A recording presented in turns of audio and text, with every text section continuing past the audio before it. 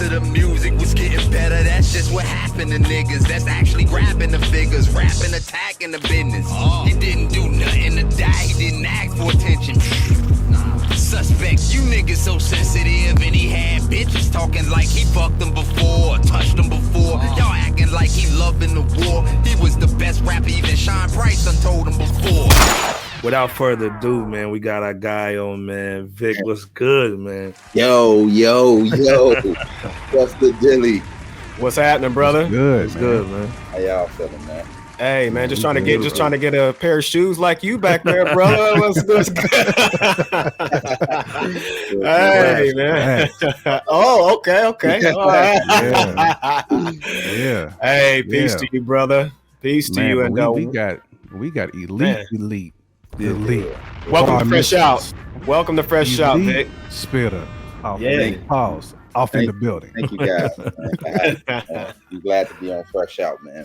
Appreciate y'all. Hey, we glad to have you here, man. Man, it's a pleasure, bro. It's a pleasure, man. One thing I definitely want to get into, man, you know what I'm saying, just tap in the fact that not only are you a great rhymer, but you pick phenomenal beats too. Oh yeah. So I tip my cap to the producers that you working with. You know what I'm saying? Like, of course, Sonny Jim. You know what I'm saying? Yeah. He's hard. You know what I'm saying? Because that series that you did with him, That's Spencer for Hire. Crazy. Both of them. Crazy. Yeah. And the Flamboyant Waves is like my favorite joint on there too. I ain't gonna lie, with Twister. You know what I'm saying? But but Dr. Mindbender. You know what I'm saying? Yeah. And of course, Small Professor. You know what I'm saying? Which we'll touch on later, man. But I mean, just give the people like just an insight of some of those collabs and how they kind of come together, man, because that's the whole two turntables and a mic piece of hip hop that's missing from what a lot of these cats is doing today. Because we talked on our show previously about Nas and Hit Boy, like Hit Boy bringing out the best in Nas. I mean, we ain't heard Nas come like that in a long time. Right. And I feel like these producers that you working with, they bring that beast out in you, bro. Yeah. I mean, it really starts from, beat packs. And, when you work with an individual producer for a whole project, it's kind of like it's easy, you know what I'm saying? Because they'll send you mad packs. And, I'm very picky when it comes to production. So, as you should be. Okay. I feel like as a rapper, you have to spend time picking beats. You have to make time to listen to beats because I feel like you just skimming through, you might miss the gem. So I sit down and listen to beats I set hours aside to listen to beats, and I might hear something that they might lay for a hook, and I just take that hook because I like it and loop it up to the full song. And the producers don't never be having no problem with it because they my ears impeccable. I see what you did there. I see what you did there. And then also it's easy for me to just pick all of the beats that I want to rap on first and then attack. So that's what I've been doing for the past 5 years now. Just whatever beats that I want to rap on. Specifically, if we're talking about collaborative projects with one producer, I compile all the beats, whether it's August for 9, Psychological Cheat Sheet, I compile 14 beats or maybe 18 beats. And, I'll be liking to have beat switches in my songs. You know what I'm saying?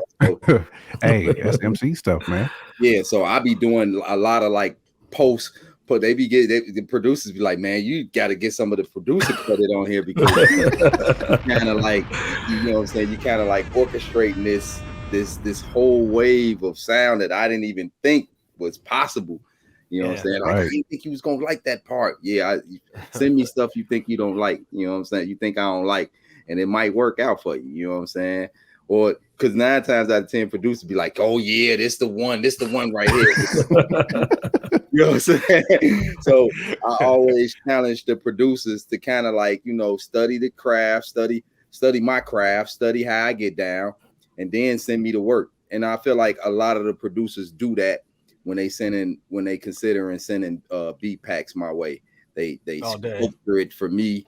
I listen to it with the best ear, and then I get busy. That's exactly this thing, Vic. First of all, let's be clear. Mm-hmm.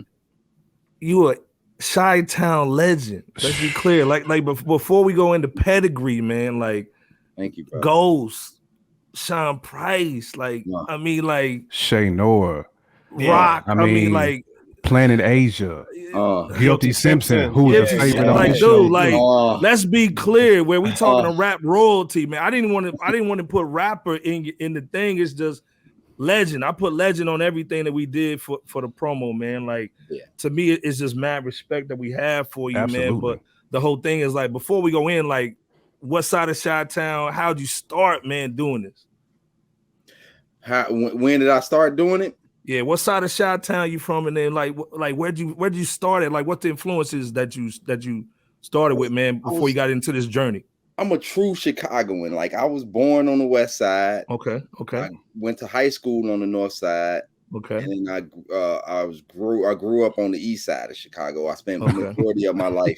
True Chicago. Yeah. True Chicago. Everywhere. I'm type to wear a Sox jersey with a Cubs hat. Okay. There you go. All right. That's all right though. Right. Yeah, and my style, you know, you can hear some of the Chicago-ness in my style. Oh, and it reforms from everybody that didn't reform, like the EC Illas. I would say Twister, he didn't reform. He just got better, and the commercial accepted him. You know what I'm saying? Nice. So I would think of guys like that. Like in Chicago, we had these mixtapes called Straight Up Gangsta Shits, and they would have like volume. I bet they was heavy. Yeah. Artists, Do or Die, Snipers, Triple Darkness, a lot of Psychodrama probably on there. Elohim, and a lot of different Chicago artists that I look at as pioneers on this mixtape, and I'd be like, yeah, man, see, this is what, you know, what I would bring to the table if it was straight up gangster shit going on. I blend in because it seemed like when you listen to one of those tapes, it's like a buffet. Everything is an option. Everything don't taste the same. It's like the taste of Chicago. Everything, exactly. Yeah. Perfect. Great analogy, Iceberg. Great one. Good job, Iceberg. Right. Yeah. Vic, bro.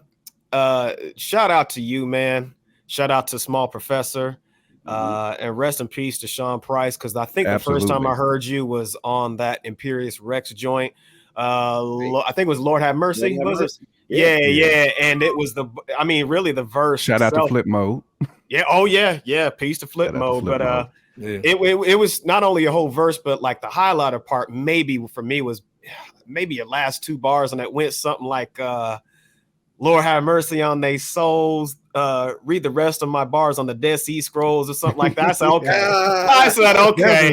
I said, okay. Let me check this guy out. But I'm you know, it was crazy. But then, you know, I heard the Spencer for Hires and just other miscellaneous tracks. It was crazy. Just crazy.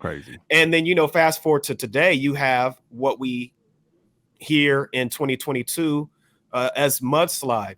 So with that, what is it specifically that you would like the consumer or the audience to get out of Mudslide in comparison to your other bodies of work that you've crafted? Well, what I want people to get from Mudslide is have fun from the ground up. You think about like work, you know, rappers be like, man, I get it from the mud. You don't never hear about how much fun they had doing it. Right. So that's what I want people when they listen to it. It's a lot of fun, a lot of laughter. You know what I'm saying? And I had fun with creating the project. And it sounds like it too. Y'all, man, I finished this project 2 years ago. Wow. It don't even sound like sound fresh. Sound fresh. That's how flawless like what kind of time I'm on, like for real, like I'm working for 2025 right now. So whenever something dropped in 2025, I made it at this time. You know what I'm saying? And that's what that Nike know what they dropping in 2028. And I want people to know that you know what I'm saying, Vic Spencer know what he dropping in 2028. And that's that's progressive thought. That's three-dimensional thinking, bro. So I hope the audience caught a gem from that. Yes, sir. And then I tell you about that Sean Price record, Lord Have Mercy. That was actually the first track that me and him recorded together. Was wow. it? Okay. Very first one. Wow. You know what I'm saying? Sean Price collectively recorded maybe 5 or 6 songs together before it closed, before he passed away. And I'm still holding on to one for a specific project. Okay. And what's funny about it is when he called me for the Lord Have Mercy, I was in the bed with my wife, bro. Like it was like 11 at night. You know what I'm saying? He's in the studio with PF Cutting. He's like, yo, like when you talk to Sean Price on the phone, the first thing he does is spit bars. Used to get on the phone, yo, and then he just starts spitting bars. That sound like Price. It sound like P, man. I'm listening like, holy shit. And then he plays, then after he's done rapping the bars, he plays the record. You know what I'm saying? I'm like, ooh, that sound crazy. He's like, man, what's crazy is I need a verse. As soon can you get this verse to me? And at the time, I was like, I lived like 7 minutes away from where my engineer had studio at. And I was like, I got out the bed, with the permission from my wife, there you go. Okay, there you go. Okay. To go and lay this record down. And by the time I did the record, came back to the crib, Sean Price called me again. And he said those exact, man, you bodied the shit with the Dead Sea Scrolls. And you did. Hey, and you did, bro. I'm telling you, man. Swinging, talking about, I just got through boxing the Panther. He just broke down like all my bars. And I was just sitting there like stunned because he's my hero. Oh, yeah.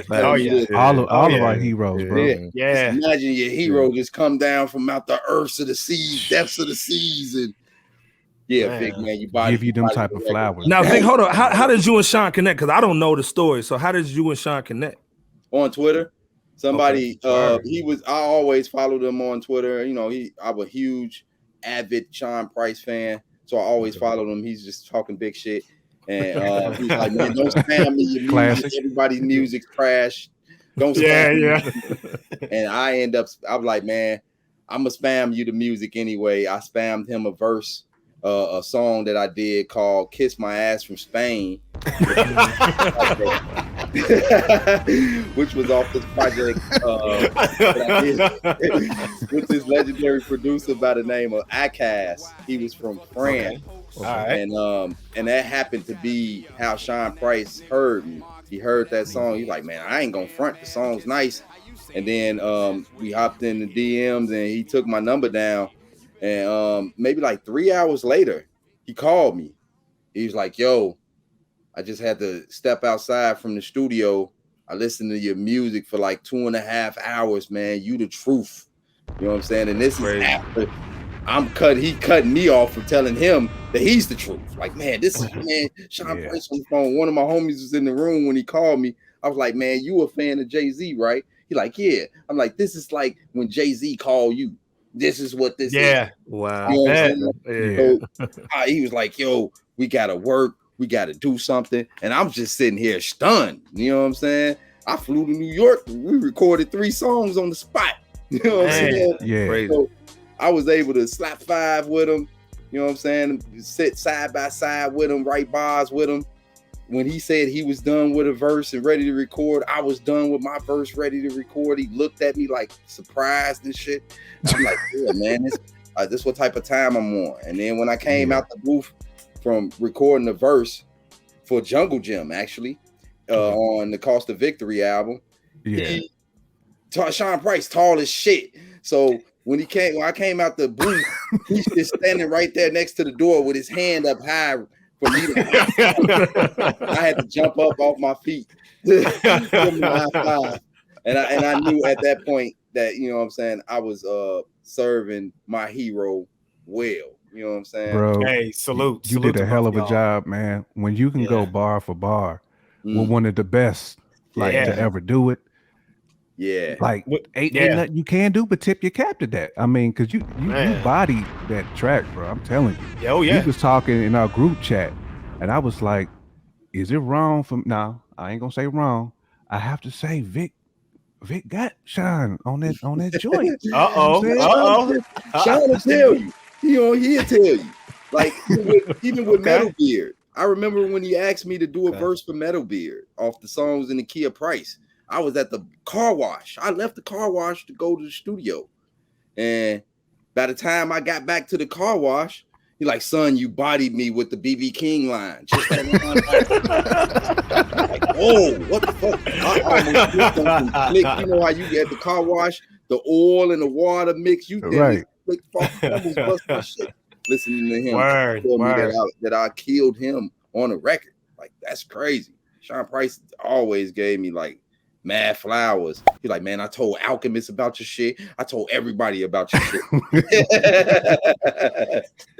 And that's why, and Sean Price don't like nobody.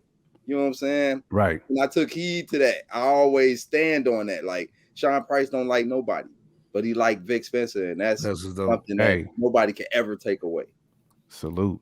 No, absolutely. I mean, anytime you could do a joint called "Kiss My," you know what, from Spain. Right, from Spain. I'm on here cussing. You ain't supposed to be cussing Vic. Right. Yeah. Kiss My. Hey, this is my thing. One of my favorite bars from you, man, is you said what the dude said something about a gay drive-by. You said a fruit roll-up. I said it's too crazy, man. Yeah, man. Gay drive-by fruit roll-up. Yeah, that's how crazy. Vic do got them bars. You got to rewind a lot because you'll miss it. Yeah, Gregory, you'll miss it. Pure sleeper. Well, this is the thing, man. How did you know? How'd you know, man? Like this ain't amateur. This is pro. I can do this, man. I can make a living off of this. Like, how'd you go from Chi-Town kid, man, to hey, man, I can do this for real, man, and like I can go bar for bar with some of the greatest. I feel like the consistency with myself, because I even before studio, I was recording myself on karaoke machines and tapes, doing one takes. I was doing that up to 2006. Nobody was doing that at that time. You know what I'm saying? No. And I wasn't in the studio heavy like that neither. So I just was like, man, I know that I'll be in a good position if I had studio time and all of this stuff. So I told myself, when I get access to studio and all of that, I'm not going to ever stop. I'm not going to ever give up. And you are proving that, man. You are like, yeah. That's what it was about. It was the perseverance of wanting to do it, the will to want to do it, like wanting to rap and wanting to record. It was just like, after I get out of school, I would just go and record like I'm going to a studio. And my homies was like, how is he taking this so serious? He's on it was so serious. I started taking my pops church recordings. You know how you could buy recordings from the churches after the sermon done. I was taking his taste. That's how I came up with the Cost of Victory. One of the sermons was called the Cost of Victory. Wow. Okay. All right. I see. Praise God for the influence. Amen. There you go. Yeah. There you go, bro. Yeah. So, man, has anybody ever made you rewrite your verse that you've been in the lab with? Because I remember like Raekwon said when he heard Deck's verse, I think on Protect Your Neck. I think he had to go back and rewrite his joint. Has anybody like where you just heard somebody's verse and they just went so dumb and came out the booth and he was like, man, I might have to rewrite a few of these bars I got. No, you know what? Nobody has ever made me rewrite none of my verses. Okay. But one thing I will tell you, that Gemstones that used to rap with Lupe bodied me on my album. Big Green Thumbs. I dropped a 30 track mixtape. It's on that Piff right now. You look this is Big Green Thumbs. You might find it on that Piff. And Gemstones is on there. He annihilates me. You know what I'm saying?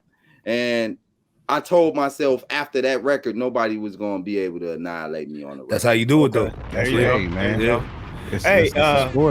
Hey, Vic, man, 2 standout tracks to me, at least just off the cuff. I'd have to, because for me, in listening to Mudslide, it was more preliminary. So, like I believe J Camp said, with your material, you got to go back and be just you can't play it one time back. But 2 standout tracks to me was the Self-Care Welfare and Disobey Your Thirst. And I wanna get your intake on Disobey Your Thirst, because that's my first and only time that I've heard you do a storytelling song. And you might have done some storytelling before. I'm just saying it's the first time I've heard some in the bag. Yeah, okay. Well, with this one then in particular on Mudslide, what was the inspiration for that? Because I definitely don't want to spoil any of that story, because it's very introspective. But what was your what was it non-fictional, or was it like actual real life situation? Maybe we're switching the names. I mean, what was the influence and the inspiration of that one? Well, when I be writing stories, it's definitely fictional for sure. You know what I'm saying? But then also I try to like paint a picture, you know what I'm saying, that you still feel like it's real. Yeah. You know I be thinking about how people write movies and sell them to people. Like I be thinking like that, like, man, shit, if Tyler Perry had this Disobey story, this shit would be a box office smash. Yeah.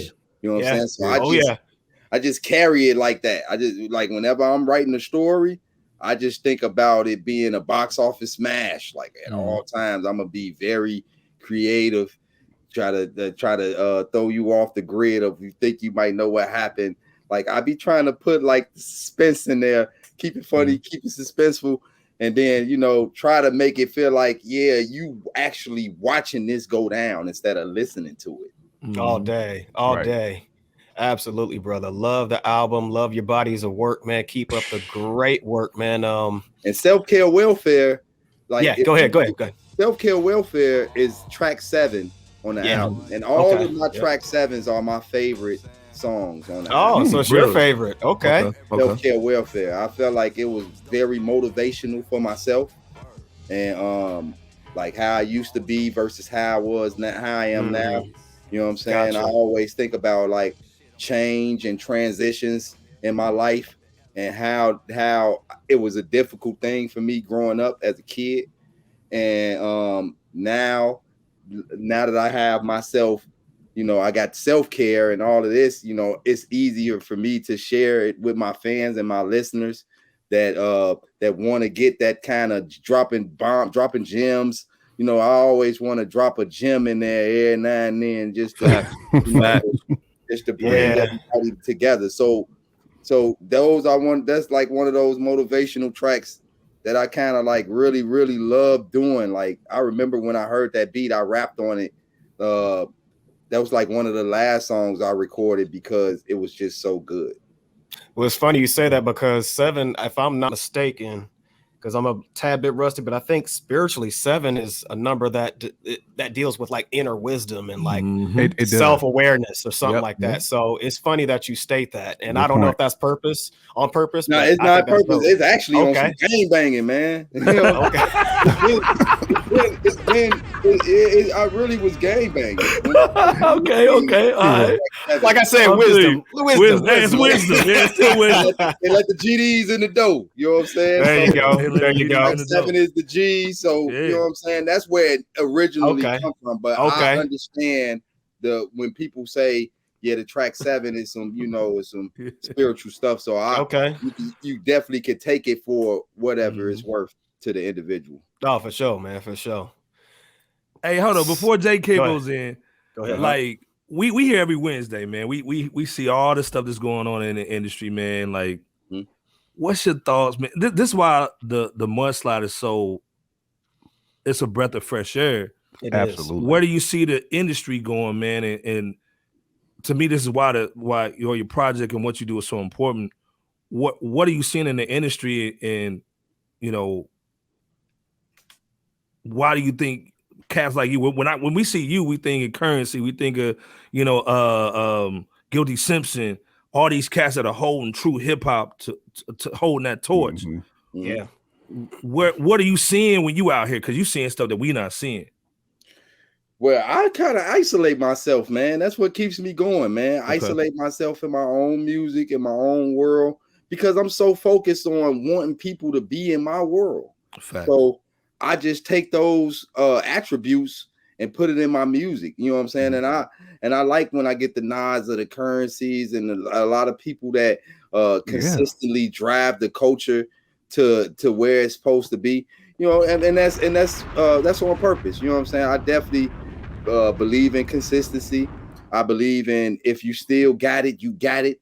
You know what I'm saying? And give the world what they need. I just hate that the music industry is it flushes you out. It flushes you to create so much and put so much out. You know what I'm saying? Back in the day, you had to go buy the merch. You had to go buy the CD to actually do an album. Yeah. But now everything is so accessible. You know what I'm saying? You gotta kind of like give more. And while you giving more, why not all of it be great? You know what I'm saying? I always thought like, well, if I'm gonna be putting out a long list of albums, 4 or 5 albums a year, why don't I make it count, make it stick?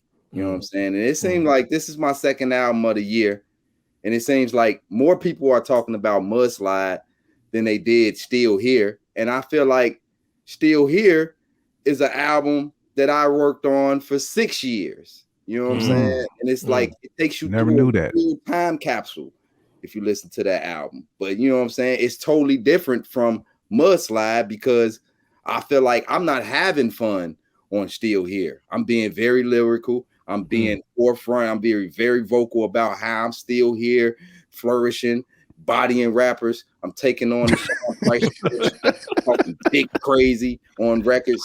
So it's just like it's different. So I just want to be able to display that at a high quality. You know what I'm saying? With everybody dropping mad music in the industry, I feel like that's where it's going. People are going to be flooding the market with mad music, but it all comes about. It stems from who's gonna stand out, who's gonna bring the pain, who's gonna bring the bars, and that's absolutely that's what we're missing though. Like, there's not a lot of bars out here no more, man. It's a lot of radio records and stuff like that, man. But I remember back in the day, man, you could have a local single, you could get on the radio, you can BDS, you can still tour and still be good, man, and live a regular life. Yeah.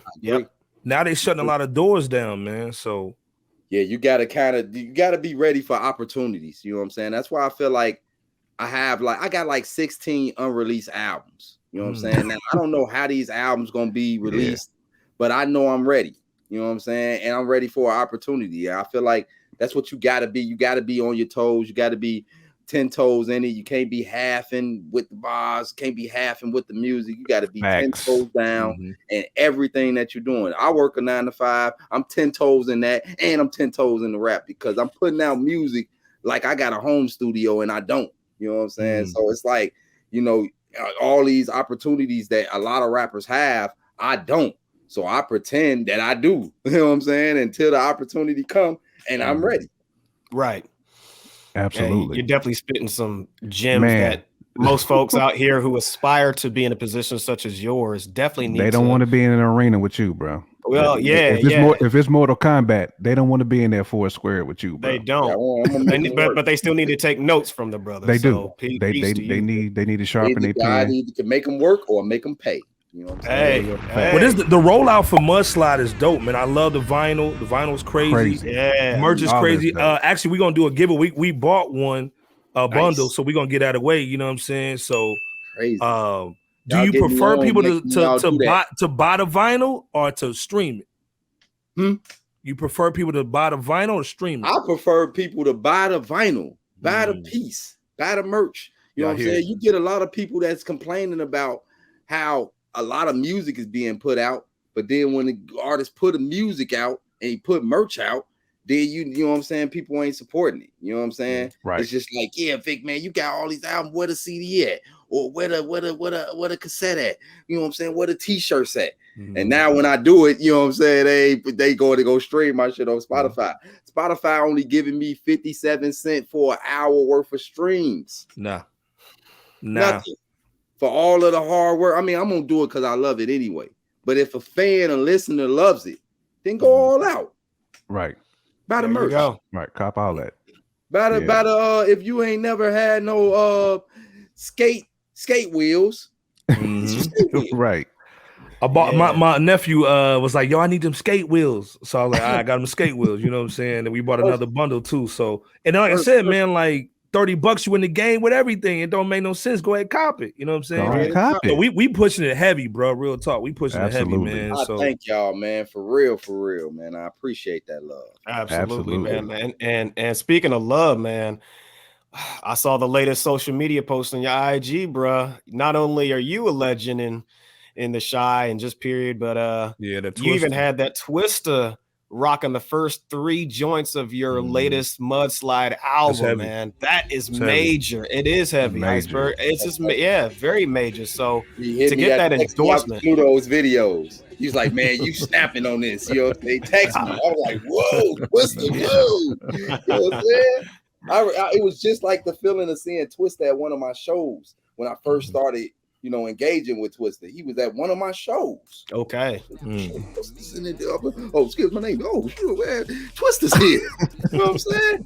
I'm about to go in. You know what I'm saying? When I got off stage, like, man, you who I want Chicago to everybody in Chicago to sound like. Yep. I'm like, dang, this is Twista telling me this, man. And to hear him play Mudslide, it was like, man, that made my day. I wasn't having a bad day or nothing. That was like, man, it was midday. I was like, wow, you know what I'm saying? All day. Post that immediately. I was like, man, this is something that that's memory. Can't nobody take your memories away. Can't take away his reactions to the bars he's listening to. He took his hat off on one of them. Like, he did. You definitely got, I'll call it the bitter beer face. You did. Where you just got you know, just you gotta like you just puckered on a sour lemon, you know what I'm saying? Facts. Like that's the type of hip hop I like. I want to be in a whip, but I pull up at the stoplight. They see me like this man over here crazy. Nah, I'm just jamming. That's what I'm over here doing. I'm jamming. All day, I ain't crazy. We put that link up for the merch in there for everybody too, man. You need to go get that, man. Go ahead and support if y'all haven't taken a look at Vic Spencer's website, his merch, his albums, his everything on there. Check it out. Take their word. Right. Like I said, man, the rollout was so clean, man. What was it like? How did you? Was that you in the artwork? Was that like your thoughts? Like, hey man, we're gonna be on the joint sliding down the mud. Like, you know the what? artwork This was crazy. All like a team effort. Like the record label that Small Pro is attached to. Okay. They came up with everything. They came up with all of the merch ideas. They even came. His name Matt Diamond. Shout out to Matt Diamond. He came up with the name of the album. And I was like, yeah, that's cool. You know what I'm saying? I didn't have no idea, so I wasn't, not messing with his idea. You know what I'm saying? But then when he came with the artwork by my boy Freak Rico, shout out to Freak Rico too. He did that big facts. He did the big facts joint in the back. He did. Yeah, he killed that. You know what I'm saying? He's dope. So he's dope. When he did that and he got us on them porta potties, man, what? I was blown away. I'm like, yeah, this is unstoppable. This is going to do well. Yeah, I knew it. You know what I'm saying? I knew it. And so it was a team effort. You know what I'm saying? I made a playlist, 25 best beats according to Vic Spencer, and put it on the internet. And Small Pro made a playlist off YouTube from them joints. Okay. And then he started crafting those beats for the album. And then I picked the beats, rapped on the beats, and then sent it in. And then Matt Diamond did all of the other stuff. So it's like, whoa, I ain't have to do a lot. And it still came out. Because I'm always big behind the scenes on all my joints. I normally sequence everything. I normally like the interlude was track 7. We even had like a back and forth about the track 7, the interlude being the track 7. I'm like, man, I don't care how y'all sequence it. Self-care welfare has to be number 7. Right. You know what I'm saying? So they had to, they went back to the drawing board and fixed it for me. You know what I'm saying? So it was a team effort. It really flowed well. And it just hats off to those guys, because I feel like when you working with somebody that wants it as bad as you, it becomes a mirror effect. Absolutely. And you don't have no complaints. And then you can focus on what you do and ain't got to worry about all that. Right. Exactly. Yeah, it took a lot of weight off my shoulders with this project. You know what I'm saying? Having them involved. And man, you know, my input was just having the creative control. I came up with the features. I came up with, you know, what I wanted to rap on, what I wanted to rap about. Like, I just knew that I knew that I was going to have fun. So I knew I had to have a retrospective record in there, which is the self-care welfare. I knew I was going to have a story in there. So I just wanted to play, like, all my albums kind of have like these components, you know what I'm saying, that you could tell that Vic Spencer was involved in it. You know what I'm saying? They're carefully crafted. Including Ew McNasty, you know what I'm saying? Ew McNasty, right. Like, yeah, you find him all through all my whole catalog. You know what I'm saying? That's all good though. Yeah. So I like to throw in those kind of things to kind of like get my fans and my listeners to be like, yeah, man, Vic was he had his hands in this one. You know Vic, what I'm saying? It wasn't just no project I was just doing with a label and doing with a producer. Like, I took Small Pro as real face value. Sean Price was playing me his records before he passed that he had with Small Pro. So I felt like Sean Price wanted me to be acquainted with everybody that he was working with. And I was like, you know what? You know, this is me keeping the legacy alive, doing records with people like Small Pro. You're definitely doing that. Yeah, you're doing your thing too. Absolutely. Yeah, because bars is crazy. What's the story behind that Lil Jon's weed stash stuff? That's another thing. Like, when you go through my catalog, you're gonna find a weed stash. There's exactly. Weed stash. And I was gonna ask you about that because it's like I ain't got no weed stash. Yeah, man. Barry White's weed stash. Yeah. I even got a Santa Claus weed stash. You know what I'm saying? So, you know what I'm saying? Those are just like little funny perks, funny little details. You know what I'm saying? Like you see the MF Doom SBs, you see all of the detail in the shoe. You know what I'm saying? That's how I kind of like do when I'm sequencing and naming records. You know what I'm saying? I kind of keep that same energy. Man, I like that energy. I do. You know, me too. I'm feeling that energy. I know you said you got like 16 in the chamber. Yes. I'm praying, bro. One of those 16 is a Madlib collab because we talk about like producers who would sound like rappers who would just sound great with certain producers. I said, bro, Vic would kill Madlib beats. You would slay on murder them. Yeah. Man, I can't tell you that. But I will share something with y'all though. You know what I'm saying? I do have a project with this cat named A Villa. You guys should go look him up. Okay. You know, when you get a chance, his first album, Carry On Tradition, had all your favorite artists on it. Okay. His second album is me.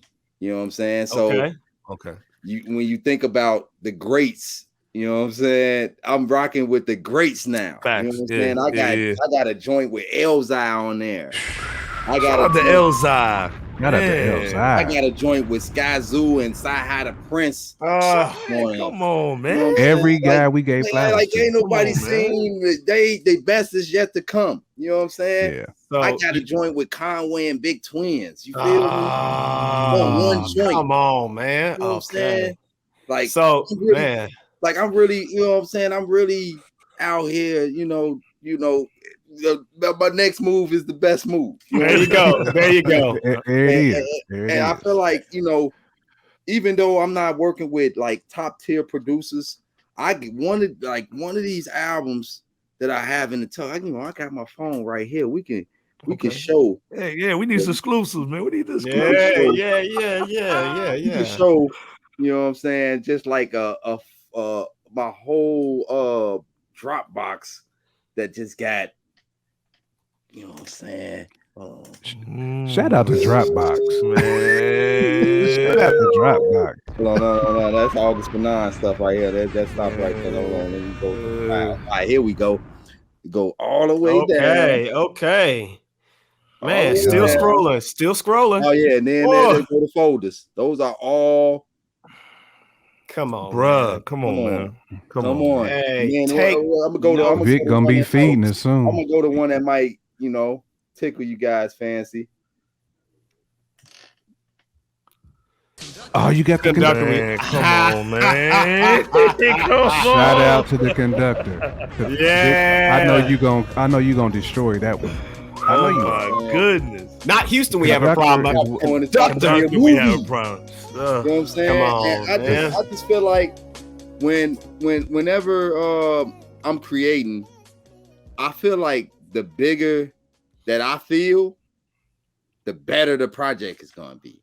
You know what I'm saying? So I feel like I'm a big giant on these conductor beats because everybody, all of the greats that we listen to right now are on conductor beats. Man. I'm not even affiliated. You know what I'm saying? So that just goes to tell you, you know what I'm saying?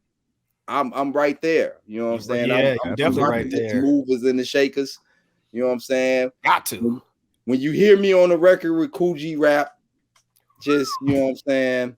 Just know that Vic Spencer came to win. You know what I'm saying? Okay. Hey, Vic, one thing, man, like if you can tell us anything, man, what was that conversation with the Fly Guy, man? Like what's something that just stuck with you, man, when you rap with him, man? Just be ready to be ready. He's the one that always said, like, man, be ready. You never know what could take place. You know what I'm saying? Just be ready. And you know, ever since he said that, I just been, you know, just been cooking. I just been doing my thing. Well, now, this thing, man, we think we know you next, bro. You're like you next, like that's why, man. We just blessed to talk to you. Come like, hey, man, at some point, man, we may not be able to reach out to him because, man, to me, man, seriously, man, you'll like never be like that, man. Dude, I'm trying to tell you the bars that you had when Jake, because like I said, man, I'm a newbie, man, so I've been digesting all your stuff like crazy. Reading the Rolling Stone joints, man. Like again, the pedigree is so serious. Like, what's next for you for this year? I don't know if you guys follow August for 9. Psychological Cheat Sheet 3 is on the way. Okay. You know what I'm saying? I would show y'all I have the vinyl ready on deck. I would show y'all that. It's downstairs. I'm gonna have to move from the camera, but you know what I'm saying? I think that's next. You know what I'm saying? I've been I'm gonna drop the video for Waves Micro for Mudslide. Oh yeah, that's a nice one too. Everybody loving that too. Track. Yeah, a second track. And then something that Small Pro didn't even, you know, it was surprised him because you know I took two of his beats and put them together. He was like, "Oh man, okay, all right." So you did one of these here with it, okay? Right. Yeah, you know got that whip in there. Yeah, I like surprises. So you know, there you go. That's what's next from the Mudslide. We're gonna continue to mudslide through the industry, through the game, and then when it comes down, when the porta potty land, I'm gonna land right to a bench where I see no evil, speak no evil, and hear no evil. Okay. With Psychological Cheat Sheet 3, and I feel like Psychological Cheat Sheet 3 is going to take me up another notch because if you pay attention to the whole Psychological Cheat Sheet series, nobody's on the album, just me. Right. You know what I'm saying? And it's dolo. 14 tracks. And it's always going to be 14 tracks because I used to live in the group home and I used to watch kids run away and I would hear staff members say, yeah, he got 14 days before he come back and he's going to be discharged. He's going to be considered AWOL and stuff like that. So I tried to implement because I speak all about like mental health issues and stuff that I endured through that album. That's my ventilation to vent. You know what I'm saying? That type of music, that type of mood on August for 9 beats. So that's that. You know what I'm saying? That's a whole nother bag that people are going to be able to gravitate to. You know what I'm saying? It might get you emotional. See, because now I done made you laugh and all of this. You might get emotional listening to Psychological Cheat Sheet 3. It's that personal. Hey man, we gonna let you get up out of here, man. Like I said, but we appreciate you, man, so much, dude. Like just the jewels you dropping, man. The music you dropping, it's you definitely got to come back. You got to come back. You got to come back, man. Whenever y'all need me, man, I stop doing what I'm doing to rock with y'all, man. But like I said, man, you showing you continuing that legacy of Sean, man. For cats who never got to see him do his thing, it's almost like watching. When I hear you, it's like watching that Last Dance for people who never saw MJ hoop. You know what I'm saying? Exactly. So it's like it's crazy. Like you never saw MJ hoop. Okay, you never saw, you never heard, you wasn't here in the golden years. Cause like I said, I'm 43. You know what I mean? So right, Yeah, we like you were typical to that era. You know what I'm saying? And so we got to salute you, brother, and thank you again, man. You got to come back too. So absolutely, bro. So soon too, brother. Soon. Yeah. Don't forget to set that group chat up. You know what I'm saying? Oh yeah, All day. J Camp got that that. joint. yeah, we getting I want to that. hear from each of y'all, man. We build on it. We dialogue on it. We got to get on the horn and do it. You know what I'm saying? Let's just do it, because I feel like as men, especially in our age, man, we need that. We need to have that vulnerability amongst each other and sharing the feelings amongst each other, so we can be able to spread that organically while we outside in the world. Absolutely. All day, man. Well, we commend you not only for your extraordinary work musically, but even for the unspoken, oftentimes uncredited work that you just spoke of just a few minutes ago, which is for the community, the youth. So Yeah. we definitely don't want that to, get more of a shadow than what society casts on it as it is. So thank you so much. And thank you for, but J Camp, you got it, man. Vic, J Camp, last words from either one of y'all, man. Yeah, I mean, like I said, man, we happy, so glad to have you on, bro. Yeah. You know what I'm saying? We definitely gonna connect with you after the show. We're gonna keep this going.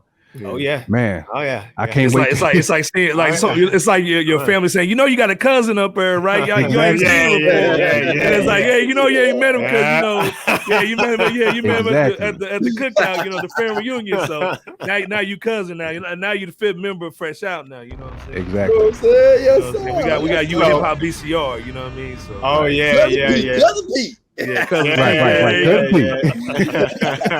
All right. But like I said, man, appreciate you, man. Like I said again. I appreciate y'all, man. Thank you for having me on, man. I appreciate y'all for thinking about me, man. You know what I'm saying? Keeping my music alive, man. For real. Oh yeah. Absolutely, that's bro. what we here. That's what we do, man. We gonna do that. Proud of you, man. Proud of you, brother. Yep. Keep it up. Peace God to bless you. man. God bless you and your family. Yep. Peace and love to y'all. Yeah. One.